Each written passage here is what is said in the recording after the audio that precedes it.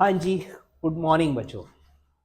Okay, so good afternoon, good evening. कैसे हैं आप लोग? मैं बढ़िया। चलिए, तो आज हमारा टॉपिक है monetary policy. So that is chapter 8, unit 3, नाम मॉनेटरी पॉलिसी। और बड़ा इंपॉर्टेंट यूनिट है ये। मतलब इसमें से 3-4 क्वेश्चंस एमसीक्यू नॉर्मली मिलते हैं। आइए, so let us start. So the first question कि भैया ये मॉनेटरी पॉलिसी आखिर होती क्या है? राइट, दिख रहा है? चलिए, होपफुली दिख रहा होगा। ग्रेट। सर, मॉनेटरी पॉलिसी यानी कि it is related to supply of money. Sir, monetary policy basically money की सप्लाई को डिपेंड करती है, उसको ये अफेक्ट करती है, सप्लाई ऑफ। सर, थोड़ा बहुत डिमांड को भी करती है। ओके, तो डिमांड एंड सप्लाई ज्यादा बेटर होगा। Right. So monetary policy refers to the use of monetary policy instruments which are at the disposal of central bank to regulate the availability, cost and use of money and credit. Sir देखिए, तो एक तो disposal of central bank है। तो monetary policy अगर MCQ रहता है कि किसके कंट्रोल में है, कौन इसको अफेक्ट करता है, तो our answer is central bank. In case of India it is reserve bank. Finance ministry या government of India has limited role. उसका मॉनेटरी पॉलिसी में कम रोल है, नहीं है। मेनली सेंट्रल बैंक का काम है। Fiscal policy government, ministry of finance. Monetary policy reserve bank, central bank. Central bank is reserve bank. Okay sir, क्या क्या करते हैं? अवेलेबिलिटी ऑफ मनी यानी सप्लाई ऑफ मनी। तो मनी की सप्लाई को कम ज्यादा, उसकी कॉस्ट, मॉनेटरी पॉलिसी में टोटल मनी का डिमांड सप्लाई होगा, तो अवेलेबिलिटी को इन्फ्लुएंस करेंगे, दैट इज लिक्विडिटी घटाएंगे बढ़ाएंगे। दूसरा, कॉस्ट को इन्फ्लुएंस करेंगे, इंटरेस्ट रेट्स। अगर कॉस्ट बढ़ा देते हो आप तो अवेलेबिलिटी कम हो जाती है। सर, कॉस्ट बढ़ाओगे तो लोग बोरो कम करेंगे और मनी की अवेलेबिलिटी रिड्यूस होगी। कॉस्ट आप कम करोगे तो मनी की अवेलेबिलिटी इंक्रीज होगी। Cost and use of money, that is किस पर्पज से यूज हो सकता है। मनी एंड क्रेडिट, ठीक है, किस पर्पज से? देखिए, number 1, to promote economic growth. तो सबसे पहला पर्पज है ग्रोथ को प्रमोट करना। सर देखिए, अगर मनी का सप्लाई हम इंक्रीज करते हैं यानी लिक्विडिटी बढ़ाते हैं, कई सारे टूल्स हो सकते हैं। तो अगर मनी का सप्लाई इंक्रीज होगा, ठीक है, तो इससे जो डिमांड है वो इंक्रीज होगी। सर, मनी की सप्लाई बढ़ेगी, लोगों के पास में ज्यादा पैसे होंगे, तो उससे चीजों की डिमांड बढ़ेगी overall, not of a particular commodity, particular good, और सब चीजों की। जब डिमांड बढ़ेगी बेटा तो ग्रोथ भी होगी। सर, डिमांड बढ़ने से प्रोडक्शन होगा, लोगों की इनकम जनरेट होगी, इनकम जनरेट होने से वापस डिमांड इंक्रीज होगी, तो ग्रोथ मैनीफोल्ड बढ़ेगा, और भाई इसके साथ में इन्फ्लेशन भी बढ़ेगा, क्योंकि जब डिमांड बढ़ेगी और सप्लाई उतनी ही है, तो as we know free market में prices are just a function of demand and supply. अब डिमांड इंक्रीज हो रहा है, सप्लाई इंक्रीज नहीं हो रहा है, तो our prices will also increase. तो मनी की सप्लाई बढ़ेगी तो डिमांड बढ़ेगी, डिमांड से प्रोडक्शन बढ़ेगा, इनकम बढ़ेगी, ग्रोथ होगी, और ग्रोथ होने से इन्फ्लेशन होगा। उल्टा करोगे तो मनी की सप्लाई रिड्यूस, तो डिमांड भी कम हो जाएगी, भाई ग्रोथ भी इससे रिड्यूस होती है और इन्फ्लेशन भी कम हो जाता है। तो ये जो इंक्रीज वाला है, this is called expansionary policy, इससे एक्सपेंशन होता है, और this is called contractionary policy, इससे कॉन्ट्रैक्शन होता है और इससे रिसेशन का रिस्क रहता है। In developing countries like India ज्यादातर हम एक्सपेंशनरी पॉलिसी फॉलो करते हैं, बट जब कभी इन्फ्लेशन बहुत ज्यादा हो जाता है तो हम कॉन्ट्रैक्शनरी पॉलिसी की ओर चलते हैं।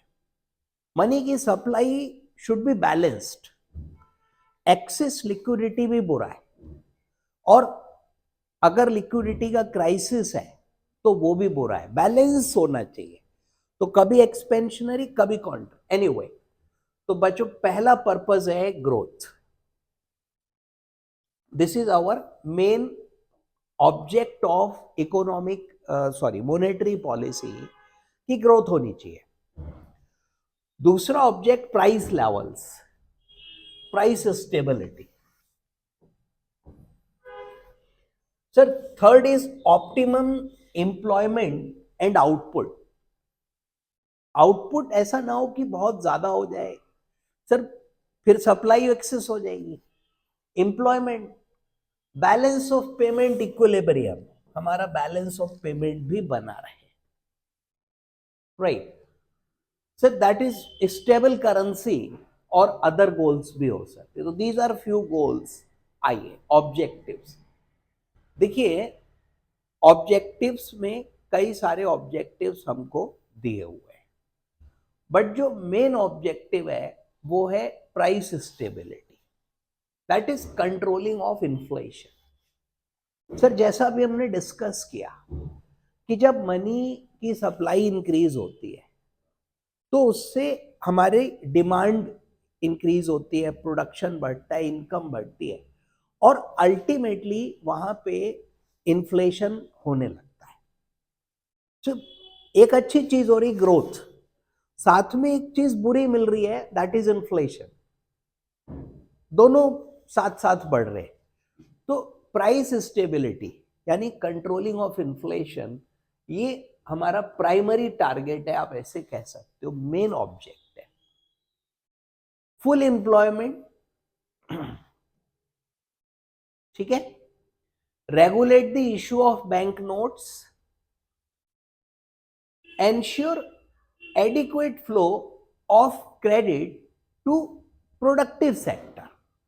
इसको समझिए, देखिए मनी सप्लाई या मॉनेटरी पॉलिसी, भाई मनी मॉनेटरी पॉलिसी, ओके।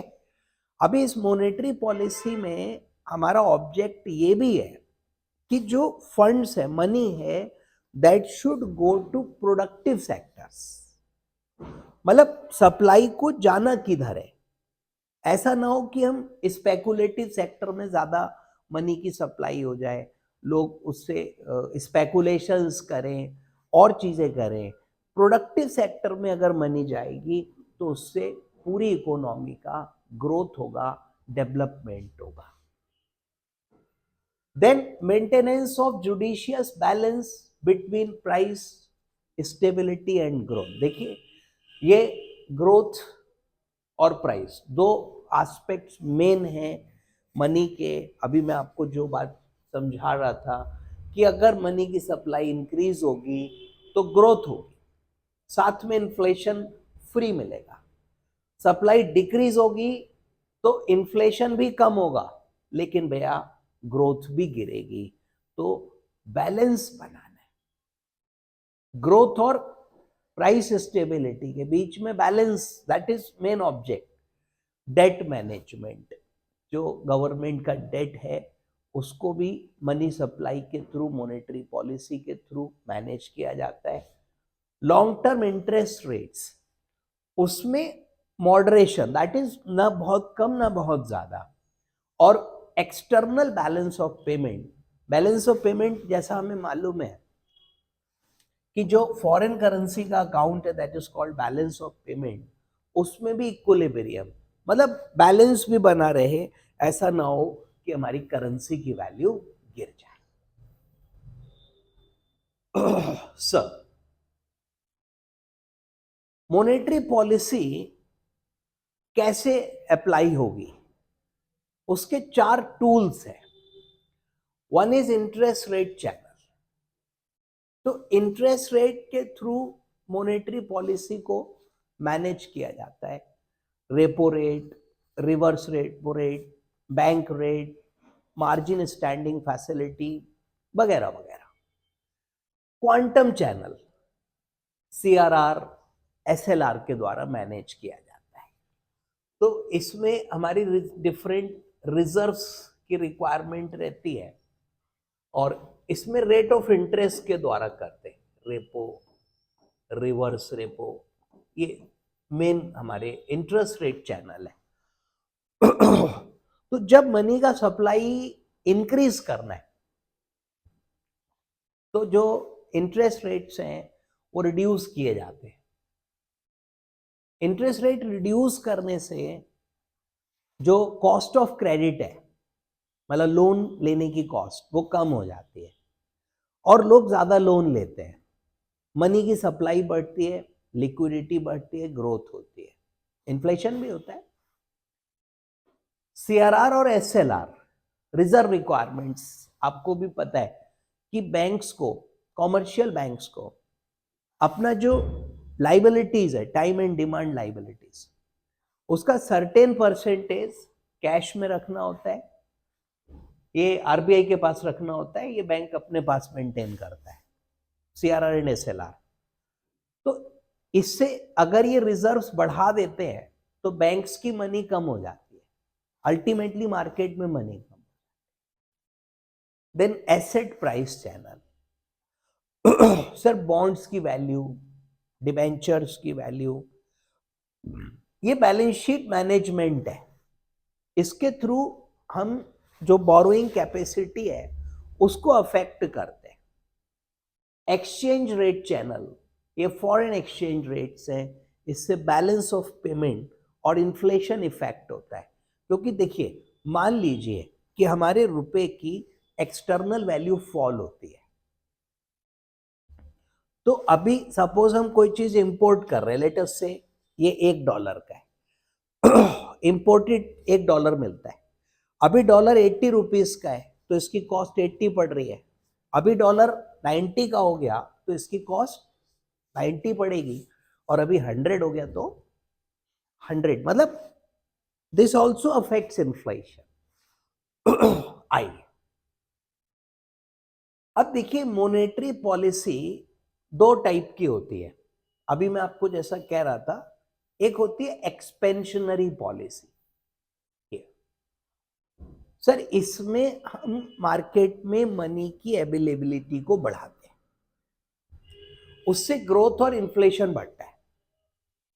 एक होती कॉन्ट्रैक्शनरी पॉलिसी, इसमें हम ऐसे टूल्स लगाएंगे जिससे मार्केट में मनी की सप्लाई अवेलेबिलिटी कम हो जाए, तो इससे इन्फ्लेशन कंट्रोल होता है।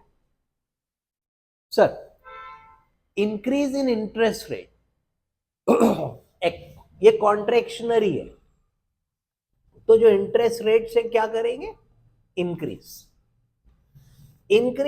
The cost of capital.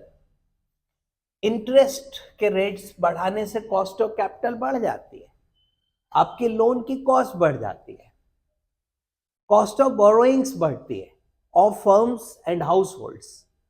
तो वो अपना देखिए जो प्लानिंग है ऑफ इन्वेस्टमेंट परचेज उसको अफेक्ट करता है, कटिंग होती है, तो इससे डिमांड कम होती है।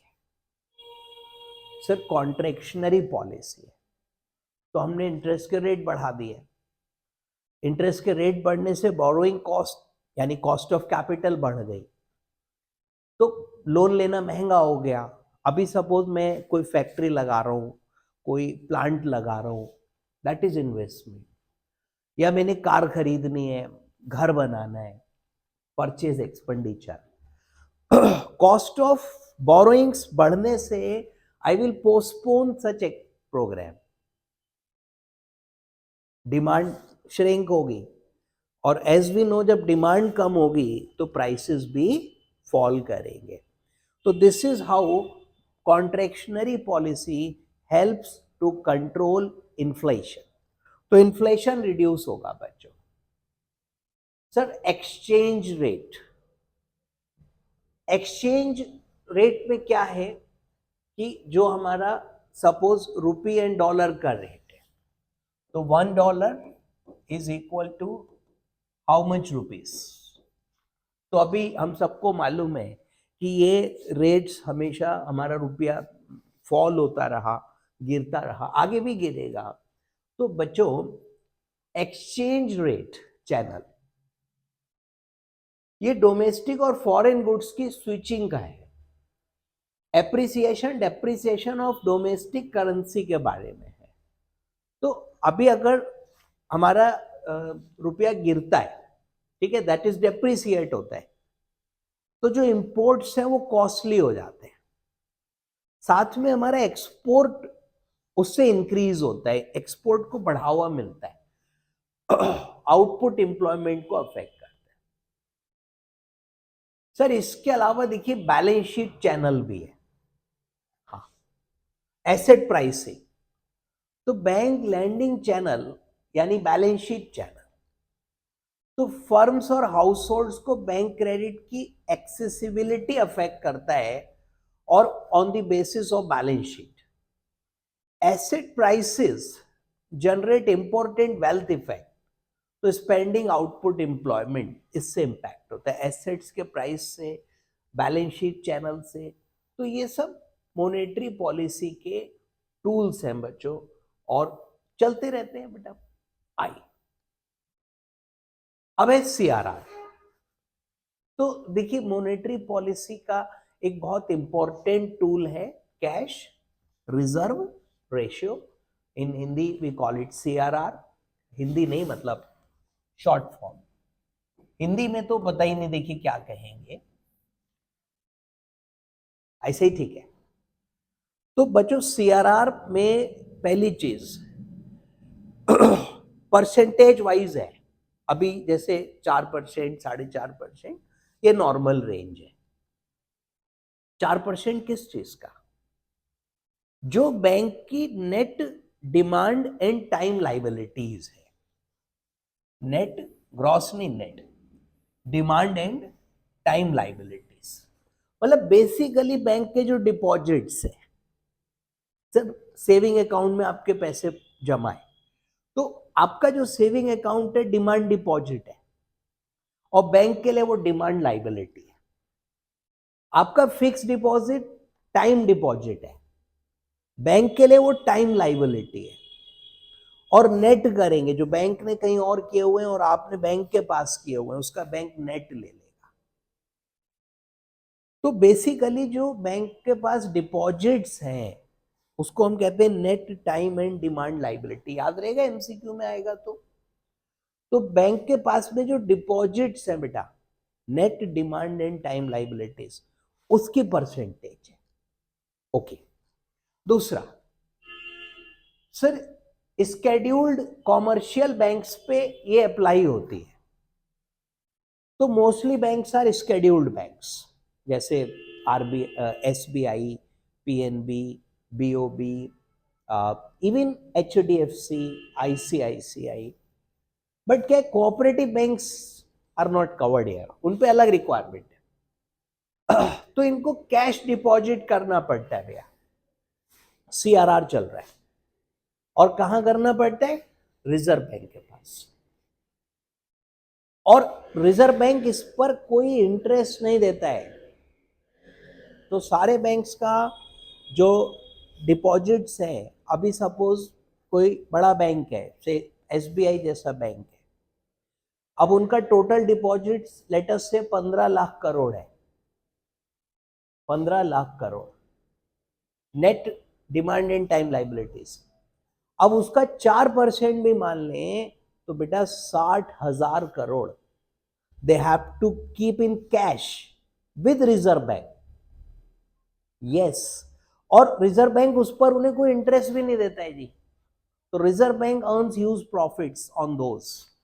एनीवे, तो बच्चों ये सीआरआर होती है, सीआरआर रखना पड़ेगी।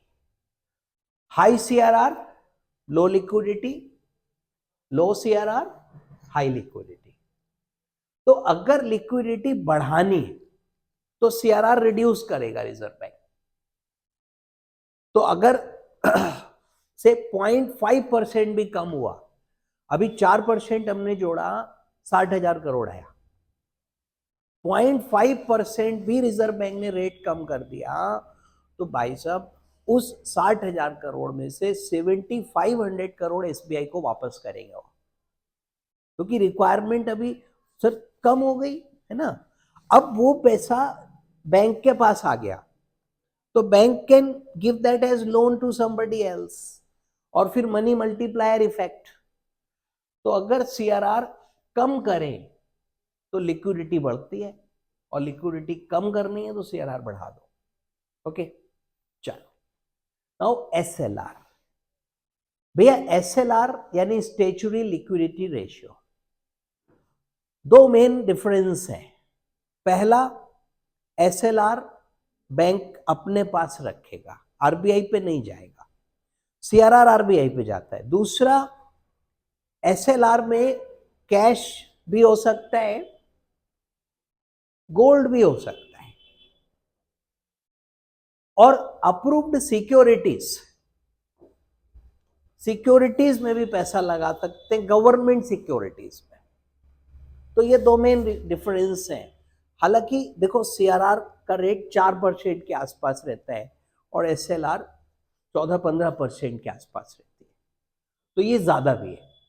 तो स्केड्यूल्ड कॉमर्शियल बैंक्स पे लगेगी, परसेंटेज के रूप में होती है, और वही है डिमांड एंड टाइम लाइबिलिटीज और net demand and time liabilities cash gold securities में रखना है।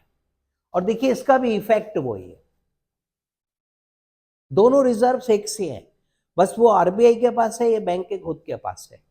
तो अगर एसएलआर बढ़ाते हैं तो हाई लिक्विडिटी के पीरियड में बढ़ेगी sir, which is resorted to during period. अगर लिक्विडिटी ज्यादा है तो एसएलआर बढ़ाई जाएगी, लिक्विडिटी कम हो जाएगी, और उससे लॉकअप यानी पैसे की जो सप्लाई है वो कम हो जाती है।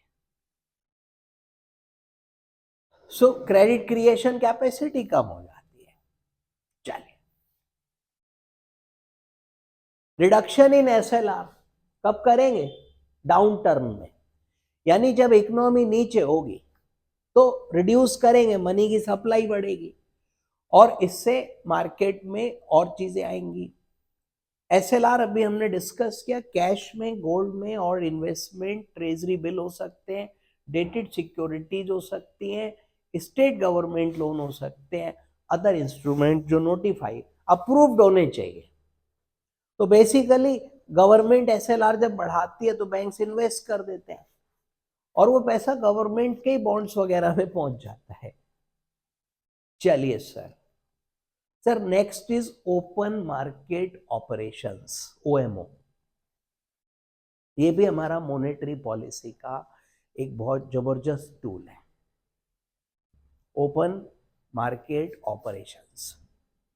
सर इसमें क्या करते हैं ये कि जो गवर्नमेंट सिक्योरिटीज है उसको मार्केट में सेल और परचेस करते हैं, फॉरेन करेंसी को भी मार्केट में सेल और परचेस करते हैं। तो क्या ओपन मार्केट है, और ओपन मार्केट में रिजर्व बैंक या सेंट्रल बैंक जो भी है वो आके ऑपरेट कर रहा है। तो this is open market operations ना, OMO। बात तो सही है। क्या होता है सर? मार्केट ऑपरेशंस है, रिजर्व बैंक करता है, गवर्नमेंट सिक्योरिटीज सेल परचेस, और इससे मार्केट में अगर लिक्विडिटी एक्सेस है, मार्केट में लिक्विडिटी एक्सेस है, तो रिजर्व बैंक सिक्योरिटी सेल करेगा, लोग परचेस करेंगे और लिक्विडिटी चली जाएगी, रिजर्व बैंक वो पैसा पहुंच जाएगा और वो फिर रख के बैठ जाएगा। मार्केट में लिक्विडिटी कम है तो रिजर्व बैंक सिक्योरिटीज बाई करेगा, इससे लोगों के पास में, बैंक्स के पास में मनी पहुंचेगी। ओके, तो लिक्विडिटी को कंट्रोल करते हैं। आइए नाउ मॉनेटरी पॉलिसी के टूल्स, ये तो हुए quantitative, open market, reserve requirement, interest rates. Qualitative tools भी है। क्वालिटेटिव टूल्स जो है वो मनी की सप्लाई को एक पर्टिकुलर डायरेक्शन में ले जाते हैं। तो पहला है मार्जिन रिक्वायरमेंट्स। मार्जिन समझते हो आप? सर मैं बताता हूं, अभी सपोज करो आपको होम लोन लेना है और मार्जिन रिक्वायरमेंट है 20%, यानी सपोज आप 1 करोड़ का घर खरीद रहे हो तो बैंक आपको 80 लाख फाइनेंस करेगा, 20% मार्जिन है, आपको लगाना होगा। अभी आपने कार लोन लेना है और मार्जिन है सपोज 25। देखो अलग अलग टाइप के लोन पे अलग अलग मार्जिन, तो कार पे 25% पैसा आपको लगाना है। ओके सर, अभी आप सपोज करो कोई व्यक्ति ई रिक्शा खरीद रहा है, हाँ टिर्री, तो मार्जिन इज ओनली 10%, बल्कि और 5%। तो मान लीजिए 1 लाख का टिर्री मतलब ई रिक्शा है तो उसको 5,000 लगाने, 95 का लोन हो जाएगा। तो अलग अलग सेक्टर्स के लिए अलग अलग मार्जिन। सर इसको कितने कम पैसे खुद लगाने, तो इसकी बोरोइंग कैपेसिटी बढ़ गई। सर किसी चीज का मार्जिन रिक्वायरमेंट 20% है और आपके पास लेटर से 20,000 रुपए हैं, तो 20% मार्जिन आपने लगाना है और आपके पास 20,000 अपना है, तो दैट मीन्स आप 1 लाख तक का प्रोजेक्ट फाइनेंस करा सकते हो। अब यही मार्जिन घटा के 10% करते हैं और आपके पास 20,000 हैं, तो आप 2 लाख तक का लोन फाइनेंस करा सकते हो, 2 लाख तक का प्रोजेक्ट। दैट इज मार्जिन से बहुत फर्क पड़ता है। तो मार्जिन रखते हैं कोलेटरल के अगेंस्ट, और मार्जिन बढ़ाने से, बेटा मार्जिन अगर बढ़ाएंगे तो बोरोइंग कैपेसिटी कम हो जाएगी, और मार्जिन कम कर दिया देखो इसमें, तो बोरोइंग कैपेसिटी बढ़ गई। सर ये भी टूल है। Then sir moral solution, what is that? Sir this is persuasion, समझाना, समझाना बुझाना। तो अभी क्या है, आरबीआई बैंक को डायरेक्टिव्स दे सकता है, इंस्ट्रक्शंस दे सकता है, साथ में वो गाइडलाइंस दे सकता है, रिकमेंडेशन, मतलब रूल नहीं बना रहा लेकिन समझा रहा है, बैंक्स को एडवाइजरी इशू कर रहा है कि भैया ऐसा है, रियल एस्टेट बिल्डर्स को लोन मत दो। रूल नहीं बनाया, देना चाहो दे सकते हो, पर उनको रेकमेंड कर रहा है कि प्लीज मत दो, please. That is sir moral solution.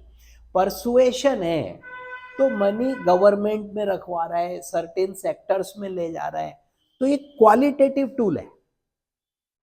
Qualitative क्योंकि ये क्वालिटी को डिफाइन कर रहा है कि मनी की सप्लाई किस डायरेक्शन में जानी चाहिए। ये ओवरऑल सेलेक्टिव इंडस्ट्री को भी कंट्रोल करते हैं।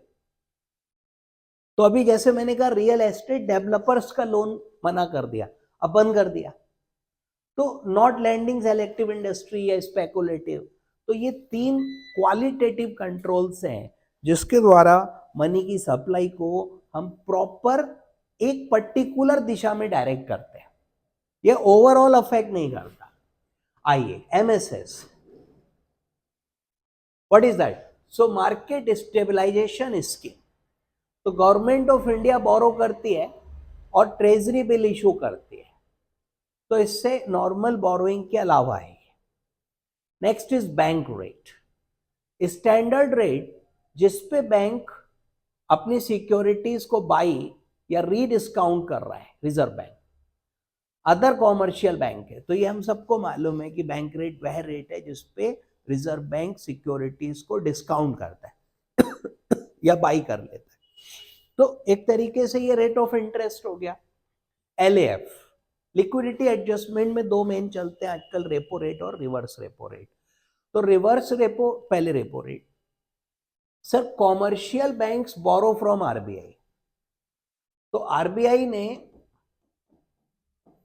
एसबीआई को लैंडिंग किया, ये कॉमर्शियल बैंक है, ये मेरा सेंट्रल, इसने इसको दिया पैसा, ऑब्वियसली शॉर्ट टर्म, और रीपर्चेस एग्रीमेंट होता है, तो रीपर्चेस, ठीक है, और उससे जो रेट ऑफ इंटरेस्ट है वो रेपो रेट कहलाता है, गवर्नमेंट सिक्योरिटीज के रूप में रहता है।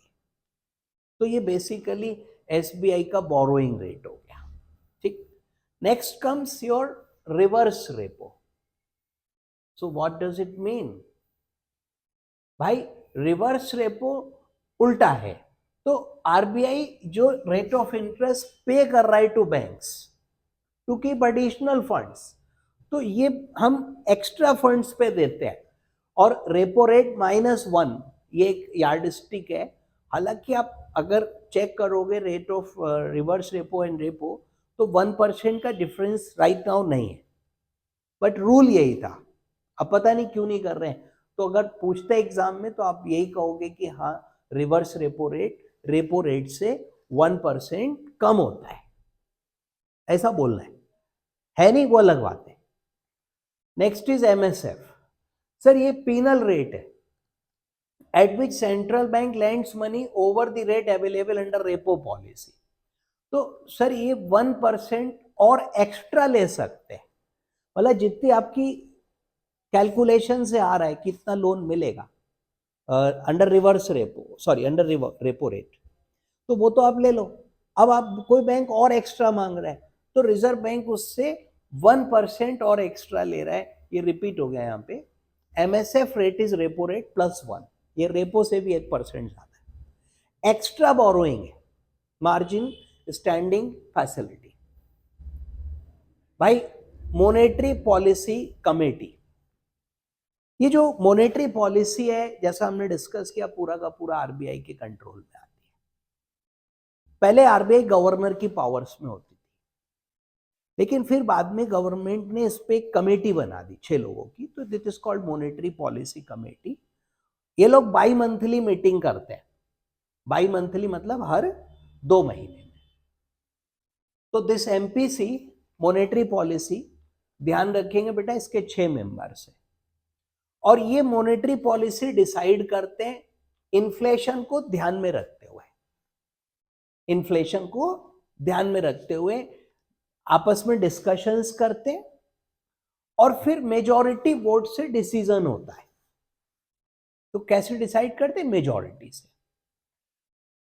Monetary policy framework agreement government और रिजर्व बैंक का एक एग्रीमेंट है, राइट, और इसमें 4% इन्फ्लेशन को इन्होंने रखा है, जो कि सीपीआई पर बेस्ड है, कंज्यूमर प्राइस इंडेक्स, और 2% डेविएशन हो सकता है, यानी 6 से ऊपर और 2 से नीचे नहीं जाएगा। 4 तो बेंचमार्क हो गया कि जो रेट ऑफ इन्फ्लेशन है that should be 4। 2% deviation allowed है, तो मैक्सिमम हो गया 6, मिनिमम हो गया 2। अगर 6% से ज्यादा इन्फ्लेशन है तो आरबीआई को कॉन्ट्रैक्शनरी पॉलिसी लगानी ही होगी, और अगर 2% से कम है तो एक्सपेंशनरी पॉलिसी मैंडेटरी है, फिर वो एक्सपेंस करेगा। 6 और 2 के बीच में है तो कंफर्टेबल है, ज्यादा मैनेज नहीं करते।